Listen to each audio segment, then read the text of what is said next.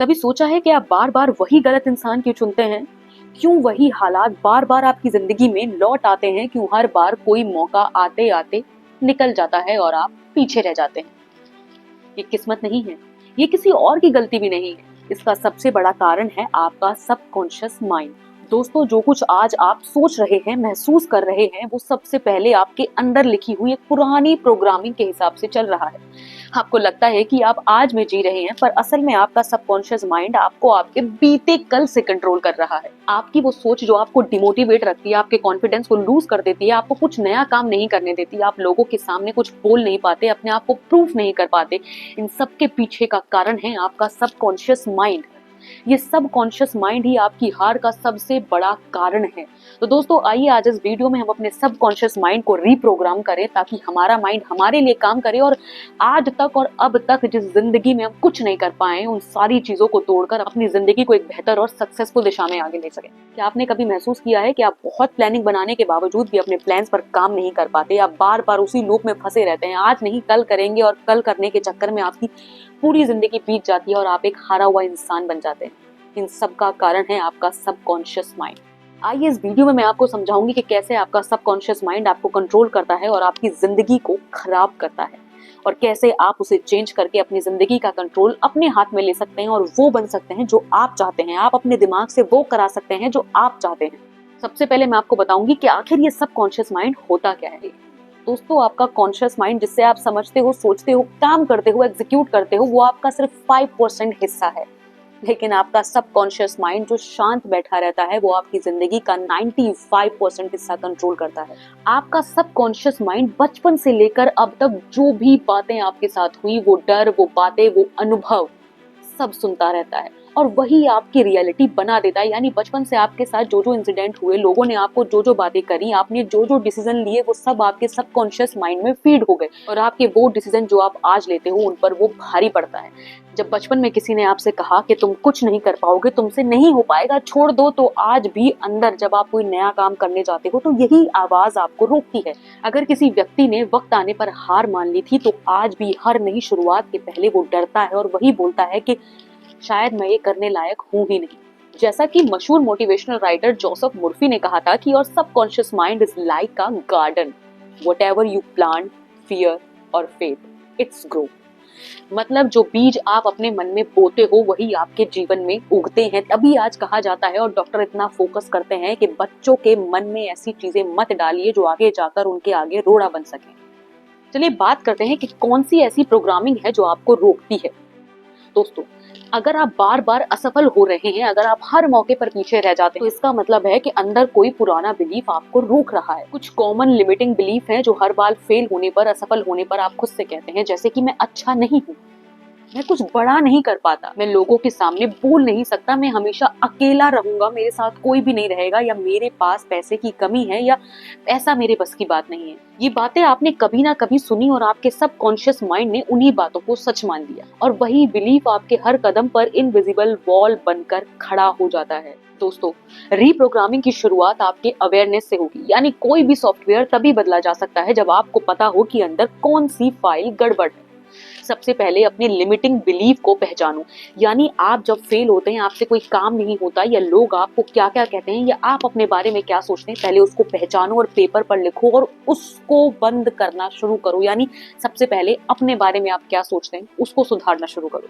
अपने डर और असफलताओं को अपनी कागज पर लिखो। जो चीज आपके दिमाग में बैठकर आपके अगले कदम को रोक रही है, उसे पहले ही पेपर पर उतार कर ध्यान रखकर आगे के लिए उसकी सारी एग्जिस्टेंस ही बंद कर दो। हर बार जब आप किसी काम में पीछे हटते हैं, तो नोट करो आपके अंदर से ऐसी कौन सी आवाज आ रही है जो आपको उस काम को करने से रोक रही है। उस आवाज को दबाओ और अपने काम को पूरी ईमानदारी से करो। रिजल्ट जो भी आए, लेकिन शुरुआत करो। जब आप अपने सबकॉन्शियस की आवाज सुनना शुरू कर देंगे, तभी आप उसे बदल पाएंगे। पहले समझिए कि मर्ज क्या है, तभी उसका इलाज किया जा सकता है। सबकॉन्शियस को रिप्रोग्राम कैसे करें, मैं इस पर बात करती हूँ, क्योंकि आज की सबसे ज्यादा जरूरत यही है। लोग अपने बारे में कुछ ना कुछ सोचकर अपने आगे वाले रास्ते को बंद कर रहे हैं। मैं चाहती हूँ कि आप सभी जाने कि आपका सबकॉन्शियस माइंड कैसे आपके कंट्रोल में आ सकता है, कैसे आप उसे अपने सक्सेस के लिए यूज कर सकते हैं, ना कि अपने डाउनफॉल के लिए। दोस्तों रीप्रोग्रामिंग कोई जादू नहीं है, बल्कि ये कुछ साइंटिफिक प्रोसेस है। यानी न्यूरोप्लास्टिसिटी के जरिए हमारा दिमाग खुद को दोबारा से ट्रेन कर सकता है। वो दिमाग जो 20 साल से जो चीज सुनता आ रहा था बन गया, अगर आप आगे के कुछ साल उसको रीप्रोग्राम करने में लगा दे तो फिर वो आपके दिशा में बेहतर काम करेगा। तो चलिए कुछ पावरफुल मेथड्स के बारे में बात करते हैं। सबसे पहला पॉइंट है अफर्मेशन। दोस्तों अपने दिन की शुरुआत और सोने से पहले के समय अपने लिए अफर्मेशन में लगाइए। यानी आप जो अपने बारे में सोचेंगे कहेंगे, यूनिवर्स आपको वही लौटाएगा। कि दुनिया हमारे बारे में बुराई करने में, बुरा सोचने के लिए लगी हुई है, तो कम से कम आप अपने बारे में अच्छा सोचिए, क्योंकि आपकी पहचान आप करा सकते हैं, वो लोग नहीं। तो हर सुबह और रात को ये पॉजिटिव स्टेटमेंट दोहराइए। यानी मैं कैपेबल हूँ, मैं खुद पर भरोसा करता हूँ, मैं अपनी सक्सेस क्रिएट कर सकता हूँ। आप जो भी कुछ बनना चाहते हैं उसे विजुअलाइज करिए, उसे बोलिए। दूसरा पॉइंट है विजुअलाइजेशन। यानी आंखें बंद करके वो फ्यूचर देखिए जो आप चाहते हैं, जैसे वो पहले से सच हो चुका है। यानी जब आप विजुअलाइजेशन करते हैं तो आपका सबकॉन्शियस माइंड उसे सच मानने लगता है और आपका दिमाग उसी दिशा में काम करने लगता है। तो हर रोज इस विजुअलाइजेशन की पावर को अपने अंदर बिठा लीजिए और जो आप करना चाहते हैं या जो आप बदलना चाहते हैं उसे विजुअलाइज करना शुरू कर दीजिए। दोस्तों वो सबकॉन्शियस माइंड जो इतने सालों से रीप्रोग्राम हो रहा था, उसे दोबारा से अपने अनुसार रीप्रोग्राम करने के लिए समय चाहिए। तो पेशेंसली इन सारी चीजों को रिपीट कीजिए और अपने आप को नया बनाने पर फोकस कीजिए। फोर्थ पॉइंट है नेगेटिव इनपुट्स बंद करें। यानी वो बातें, वो लोग, वो हालात जो आपको छोटा महसूस कराते हैं उन्हें छोड़ दीजिए, उनसे दूरी बनाइए। सबकॉन्शियस वही चीज एब्जॉर्व करता है जो आप रोज बोलते हो। यानी अपने बारे में पॉजिटिव बोलना शुरू करो, अच्छे लोगों के साथ रहना शुरू करो, अच्छी किताबें पढ़ना शुरू करो, जो भी आप लाइफ में बनना चाहते हो सिर्फ उस दिशा में बातें करो, उससे रिलेटेड वीडियोस देखो। नेपोलियन हिल ने कहा था कि whatever the mind can conceive and believe it can achieve. आपका दिमाग आपका कल रच सकता है। आप में इतनी सारी ताकत है कि आप जो चाहो हासिल कर सकते हो, जो चाहे बन सकते हो, लेकिन इसके लिए अपने सबकॉन्शियस माइंड को ट्रेन करना पड़ेगा। दोस्तों अपने दिमाग को ट्रीट करना सीखिए। यानी अगर आप खुद अपने सबकॉन्शियस माइंड को प्यार, सम्मान और सही डायरेक्शन नहीं देंगे तो कोई और नहीं देगा। खुद को ट्रीट कीजिए जैसे कि आप किसी विनर को ट्रीट करते हैं। खुद को कुछ गलती करने की इजाजत दीजिए, क्योंकि गलतियां सबसे होती हैं और उसी से इंसान सीखता है। अपने लिए बड़े सपने देखिए, क्योंकि जब तक आप बड़े सपने नहीं देखेंगे तब तक आप उन्हें पाने के लिए मेहनत कैसे करेंगे। दोस्तों जब आप खुद को वैसा देखने लगते हैं जैसा आप बनना चाहते हैं, तो सबकॉन्शियस वही ब्लूप्रिंट बना देता है। दोस्तों मुझ पर विश्वास कीजिए और अपने सबकॉन्शियस माइंड को आज से ही ट्रेन करना शुरू कर दीजिए, और आप खुद 6 महीने बाद नोटिस करेंगे कि आपकी जिंदगी कितनी बदल चुकी होगी। आप वो नहीं रहेंगे जो आज आप हैं। आप अपने आप को इस दुनिया का हर चीज अचीव करने वाला महसूस करने लगेंगे।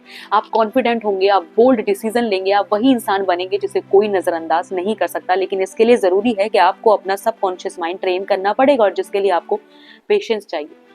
याद रखिए, दुश्मन बाहर नहीं है, दुश्मन आपके अंदर बैठा है। अगर आप उसे बदल दें तो पूरी दुनिया आपके हिसाब से झुक सकती है और आप इस पूरी दुनिया पर राज कर सकते हैं। आप जानते हैं ब्रूस ली कहते थे कि as you think so shall you become. तो उठिए और अपने सबकॉन्शियस माइंड की इस पुरानी स्क्रिप्ट को डिलीट कर दीजिए और अपनी एक नई कहानी खुद लिखिए। तो दोस्तों अगर आपको ये वीडियो हेल्पफुल लगी हो तो इस वीडियो को लाइक, शेयर और सब्सक्राइब करना मत भूलना, और हाइप जरूर करना ताकि ये वीडियो सभी जरूरतमंदों तक पहुंच सके। मैं उम्मीद कर रही हूँ कि 365 डेज की वीडियो का ये चैलेंज बहुत बेहतरीन तरीके से चल रहा होगा और आप सभी को इसका फायदा मिल रहा है। तो मिलते हैं अब अगली वीडियो में। धन्यवाद।